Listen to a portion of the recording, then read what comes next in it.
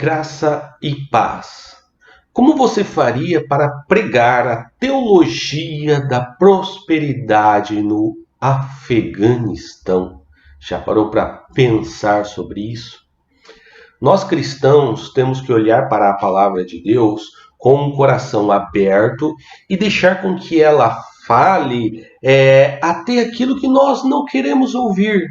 E precisamos estar dispostos a anunciar o que não querem ouvir. O Evangelho do Senhor Jesus, ele é único e ele não se molda às pessoas, ele não se molda aos povos ou às culturas, mas nós somos moldados a ele. Pois o Evangelho, ele salva e lapida o ser humano para que se torne um ser melhor, como vasos na mão do oleiro. E essa transformação, ela é de dentro para fora, do seu interior e não no seu exterior.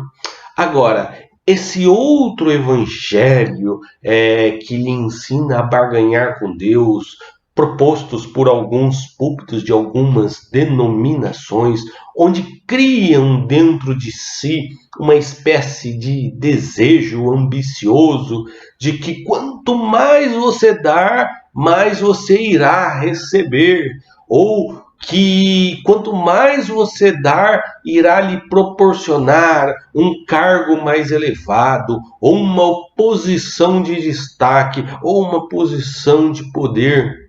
Estes propõem uma mudança exterior e não interior.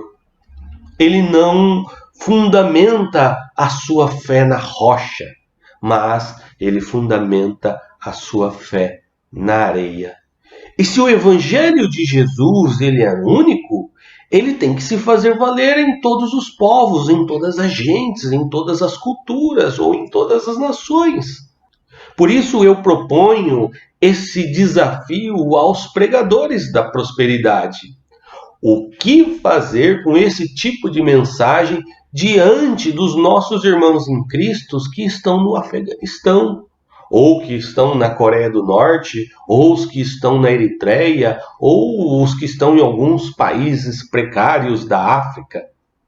Segundo o Portas Abertas, que é uma fonte confiável, cristãos, ex-muçulmanos são mortos se tão somente alguém suspeitar da sua fé.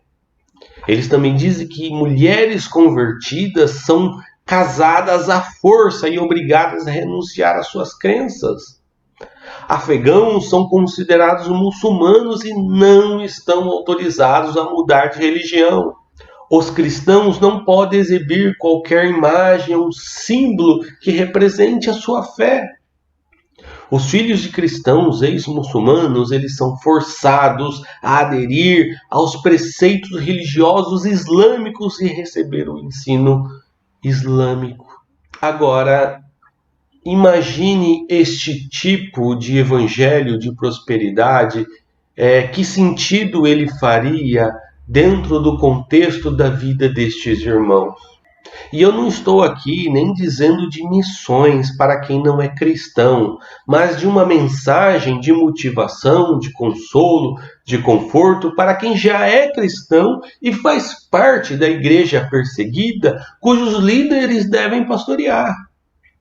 Eu creio, sim, que Deus pode operar grandes maravilhas, grandes milagres no meio deste povo, a fim de dar livramento e até para que alguns se convertam, como eu mesmo já ouvi muitos testemunhos nesse tipo de contexto em que Deus opera tremendamente. Este é um lugar em que a oferta não se trata de dinheiro.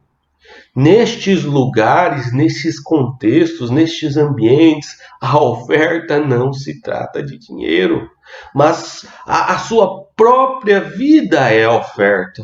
Por isso eles carecem muito mesmo das nossas orações. Paulo, ele declara que como ministro de Cristo, ele viveu açoites, ele viveu prisões, ele sofreu apedrejamento, ele sofreu naufrágio e muitos perigos de morte de diversas formas, e Deus deu grandes livramentos nisso tudo. Porém, quando foi para ele morrer, ele foi decapitado por amor de Cristo. Deus pode nos livrar de muitas situações e de muitas situações de perigo, mas pode chegar um momento que nós podemos estar sim diante da morte e não negar a nossa fé no Senhor Jesus. Eu entendo, sim, que se você vive em um contexto confortável de liberdade de expressão, que você deve contribuir financeiramente de forma generosa para os projetos sérios que investem no reino de Deus. E que Deus, pela sua graça, pode sim lhe abençoar, eu creio nisso.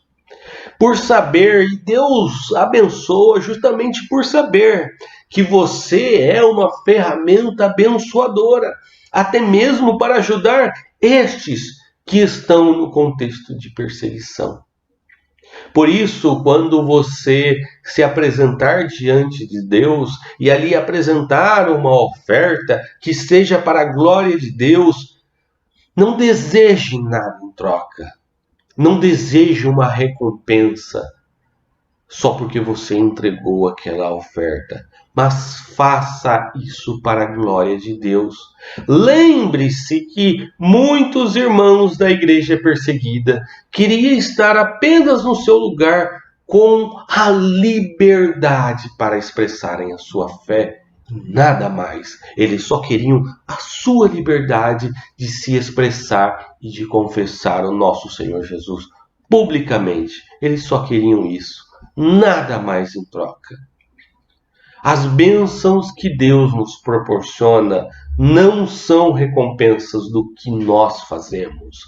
Mas as bênçãos que Deus nos proporciona é puramente graça. Tudo que Ele nos dá é graça. Tudo que Deus me deu até hoje é graça porque eu não mereço. Paulo, diante de uma dificuldade, o qual ele cita como espinho na carne, ele ora ao Senhor pedindo solução para aquilo. E a resposta de Jesus foi simples e objetiva: a minha graça te basta. Muitos de nossos irmãos, os quais sofrem perseguições por causa da fé, não têm aquilo que os pregadores da prosperidade propõem, mas com certeza eles têm a graça do nosso Senhor Jesus. No Evangelho de Marcos, no capítulo 8, no verso 35 e 36, diz assim: porque qualquer que quiser salvar a sua vida, perdê-la-á. Mas qualquer que perder a sua vida por amor de mim e do Evangelho, esse a salvará. Pois o que aproveitaria o homem ganhar todo o mundo e perder a sua alma? Pense nisso. Deus te abençoe.